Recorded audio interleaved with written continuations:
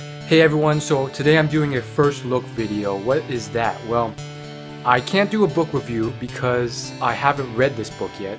So I'm doing a first look video, which pretty much means I've read a few pages, I've skimmed through it, I've looked at some of the pictures, and he has quite a few pictures in this book. So that's pretty much what this is. It's a first look video.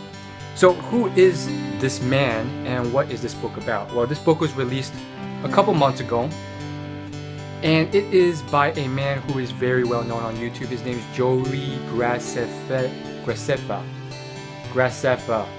And this book is called In Real Life, A Journey to a Pixelated World. So if you haven't heard, on YouTube in the last 6 months or so, basically there has been a lot of YouTube top influencers. I was going to call them stars, but that sounds so cheesy. Fine, there's a lot of YouTube stars who have been releasing books. I don't know why.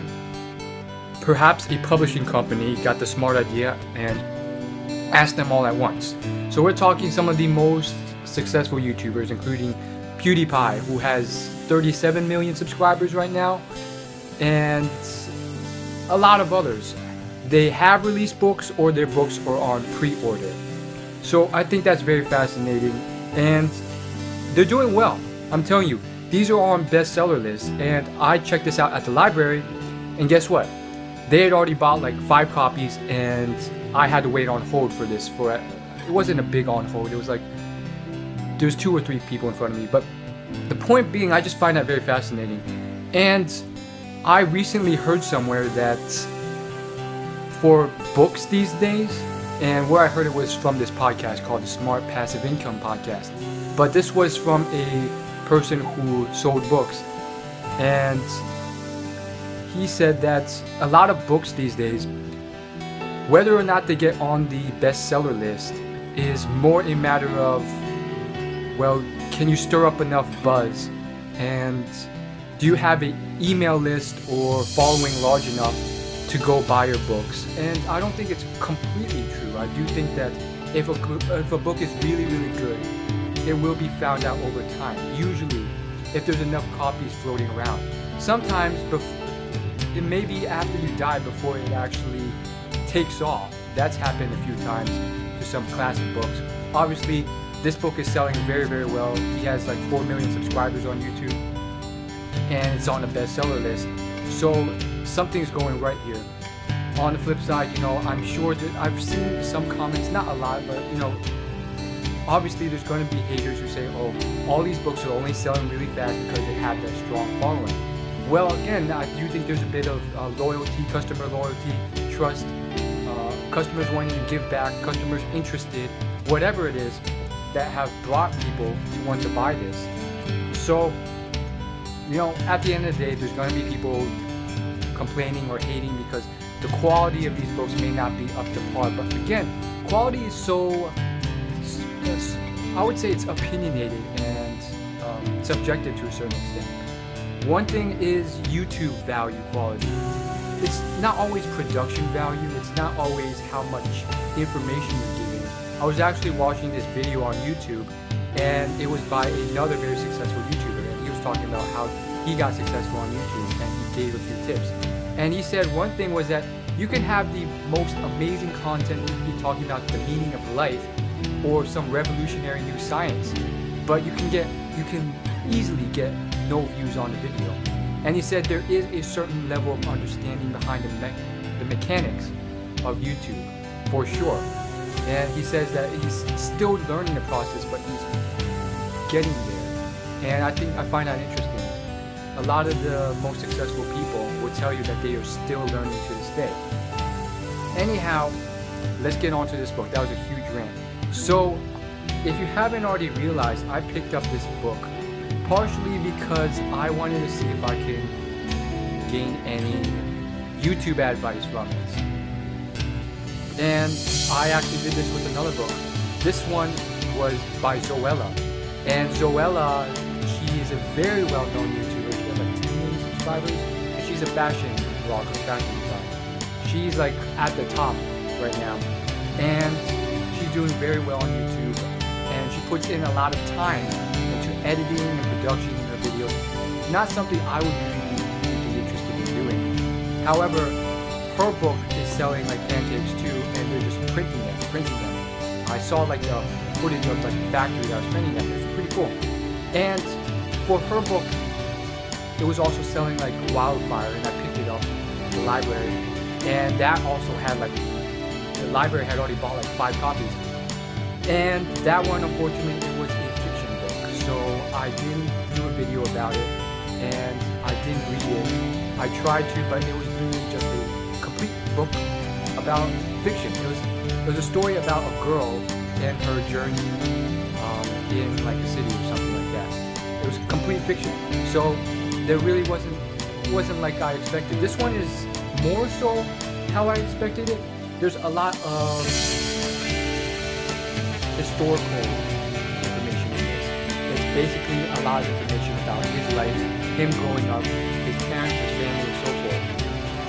And there is one chapter on YouTube, and look at that. You guys, I'm looking at the feature pages, and I mean, this may be the only piece of advice in there. There may be a little bit more, but look at that. It says tips for starting a vlog. Obviously, there's a lot of pictures in there as well. It says tips for starting a vlog. Get amped up. You've got to have a lot of energy. If you're not excited, why would you do it? I think that's true to a certain extent, but then at the same time, you want to be unique, and you don't want to copy everyone because then everyone's going to say you're a copycat. But then at the same time, I do realize that a lot of gamers, like PewDiePie, they pretty much have to start off with a lot of enthusiasm. So, 2, define your personality and keep it consistent. Find your unique voice. Okay.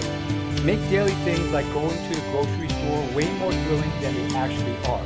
Get really, really psyched about that sale on kale. Okay? I think that's true. Actually, for sure it's true. Have you seen how many vlogs on YouTube that you're like, oh my goodness, I'm going to a supermarket. I'm going to buy some kale. It's just ridiculous. Come on, man. 4, it's always good to have someone to bounce things off of.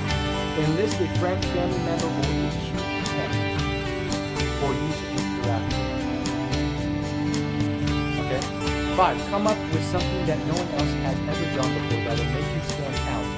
If you come up with a concept that you think is awesome, use some digging to make sure it's not already out there. Okay? And then he has like this whole scrapbook of actual fans of real life he's taking photos of. And I guess they've sent in their bios and their stories and the photos they have with the shirts they bought from him.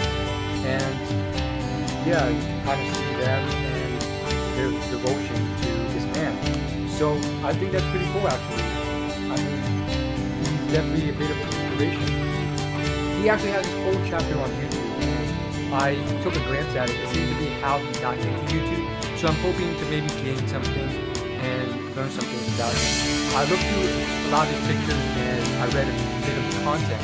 And what really struck me was how kind of interesting his life was. I mean, his life was quite nerdy. And yet, I mean, he was obviously much more social than I was. He had a lot of friends. If you guys know him on YouTube, he moves very well. And he is very good with style and fashion. I am not. And so, like, I find it very interesting because this man has quite a few of friends, has a lot of good time. Let me show you previous photos. That's him at the MTV Movie Awards. That's him with YouTubers. That's him as a child. That's him at prom. Again, you know, you can't break his statement this. Maybe he had a very tough upbringing. I think he mentioned some of that in his chapter. Yes, he definitely dealt with bullies and apparently a lot of other things. But, I mean, nowadays, I look at him and I look at his face. If you see his videos, he really looks like a model. So it seems like he's really good looking and all this stuff. And I just found something very interesting. I was reading about him. He said he played a bunch of video games growing up, including RuneScape and World of Warcraft, which I'm very familiar with. And I just find that very fascinating because, you know, the people I would know who play these games were not the most popular, physically appealing by any standard. And on top of that, I just find it very interesting because this guy doesn't seem like that type to trade these things. And then on top of that, I showed you a picture earlier, he actually cosplays too. So he literally dressed up as a Nintendo character by the name of Kid Icarus for a anime expo, which is quite interesting as well. If you guys can't tell, this man is gay, but that's not a big deal in my opinion. I'm not going to hate on anyone. So that's all I gotta say about this. And I mean, let me just read you some of the chapters. These are all the chapters in the book.